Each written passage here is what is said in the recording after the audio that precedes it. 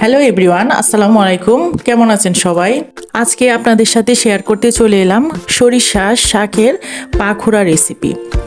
পাকুড়া কিংবা বড়া যাই বলেন না কেন, এই বড়াটা কিন্তু খেতে খুবই ভালো লাগে। বড়াগুলো তৈরি করার জন্য আমি প্রথমেই শাকগুলো ভালোভাবে ধুয়ে পরিষ্কার করে তারপরে স্লাইস করে কেটে নিয়েছি।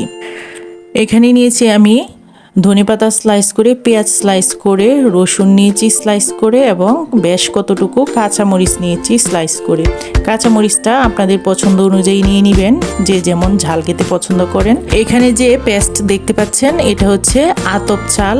আমি ভালোভাবে ধুয়ে পরিষ্কার করে তারপর 30 মিনিটের মতো ভিজিয়ে রেখেছিলাম। তারপর আমি শিলপাটায় বেটে নিয়েছি। আপনারা চাইলে ব্লেন্ডারেও ব্লেন্ড করে নিতে পারেন কিংবা আতপ চালের গুঁড়া ইউজ করতে পারেন। চাইলে ময়দা কিংবা বেসন দিয়েও করতে পারেন, তবে সবচেয়ে বেশি ভালো রেজাল্ট পাওয়া যায় যদি আপনি আতপ চালটা ভিজিয়ে শিলপাটায় বেটে কিংবা ব্লেন্ড করে নিতে পারেন। এতে বড়াটা খুবই ক্রিস্পি হয়, যার ফলে খেতে খুবই ভালো লাগে। সরিষার শাক আমি বড় একটা মিক্সিং বলে নিয়ে নিলাম। এখন এখানে এক এক করে প্রত্যেকটা উপকরণই দিয়ে দিব। প্রথমেই দিয়ে দিলাম আমি যে আতপ চালটা পেস্ট করে রেখেছিলাম সেই পেস্ট, সাথে দিয়ে দিলাম পেঁয়াজ স্লাইস করা, কাঁচামরিচ স্লাইস করা, রসুন স্লাইস করা এবং ধনেপাতা স্লাইস করা। এখন দিয়ে দিব এখানে 2 চামচ পরিমাণে মরিচের গুঁড়া। মরিচের গুঁড়াটা আপনাদের টেস্ট অনুযায়ী দিয়ে দিবেন, কারণ মরিচটা পুরোপুরি আপনাদের উপরে ডিপেন্ড করে কে কেমন জাল খেতে পছন্দ করেন সেই অনুযায়ী দিয়ে দিবেন। সাথে দিয়ে দিব 1/2 চামচ পরিমাণে হলুদের গুঁড়া এবং 1/2 চামচ পরিমাণে ধনিয়া পেস্ট, 1/2 চামচ পরিমাণে জিরা পেস্ট এবং 1/2 চামচ পরিমাণে আদা পেস্ট। এখানে আমি রসুন পেস্ট দিচ্ছি না, কারণ আমি যেহেতু রসুনটা স্লাইস করে দিয়েছি, তাই আপনারা চাইলে রসুন স্লাইস না করে পেস্ট করেও দিয়ে দিতে পারেন। স্বাদ মতো লবণ দিয়ে দিলাম। জাস্ট এইটুকুই মশলা ইউজ করতে হবে এই বড়াটায়। এখন শুধু হাত দিয়ে ভালোভাবে মেখে একসাথে মিক্স করে নিব।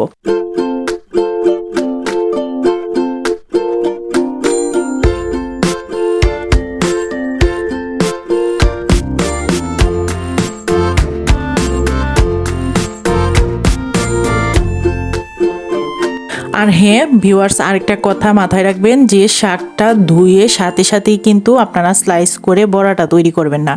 শাক ধোয়ার পর কমপক্ষে হলেও 10 মিনিট একটা চালনে পানি ঝরানোর জন্য রেখে দিবেন। আমিও কিন্তু একই কাজ করেছি, যে শাকটা ভালোভাবে ধুয়ে পরিষ্কার করে তারপর একটা প্লাস্টিকের চালনে আমি পানি ঝরানোর জন্য আধা ঘন্টা পরিমাণে রেখে দিয়েছিলাম।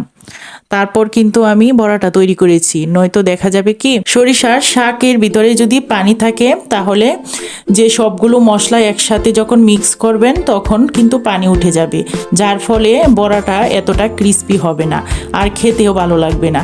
তাই আপনারা এই টিপসটা অবশ্যই ফলো করবেন, যে শাকটা ধুয়ে 10 মিনিট কিংবা আধা ঘন্টা পরিমাণে পানিটা ঝরানোর জন্য রেখে দিবেন। ভিউয়ার্স, আপনাদের সাথে কথা বলতে বলতে আমি এদিকে কিন্তু আরেকটা উপকরণ মিক্স করেছি, সেটা হচ্ছে 1/2 কাপ পরিমাণে আতপ চালের গুঁড়া।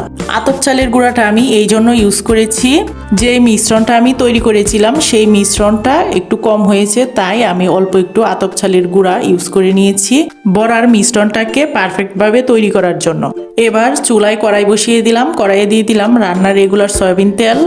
তেল দেওয়ার পর তেলটা যখন ভালোভাবে গরম হয়ে এসেছে, তখনই কিন্তু আমি বড়াগুলো এক এক করে তৈরি করে দিয়ে দিচ্ছি। তো ভিউয়ার্স, বড়ার শেপ কিভাবে তৈরি করতে হয় সেটা তো আর কাউকে বলে দেওয়া লাগবে না। যার যেভাবে ইচ্ছে হয় সেইভাবেই আপনারা বড়ার শেপটা দিয়ে নিতে পারেন। রেসিপিটার সাথেই থাকুন।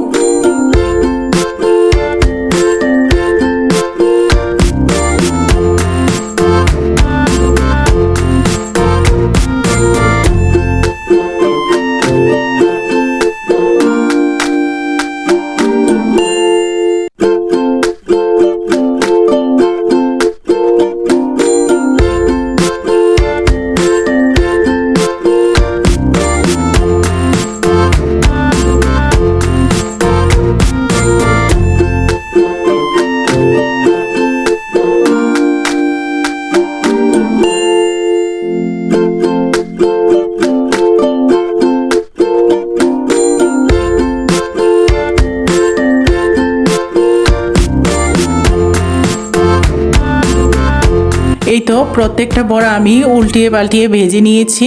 ভিউয়ার্স, রেসিপিটা কেমন লাগলো আজকে অবশ্যই কমেন্ট করে জানাবেন। যারা শাক খেতে পছন্দ করেন না তারা অবশ্যই এইভাবে একবার হলেও ট্রাই করে দেখবেন।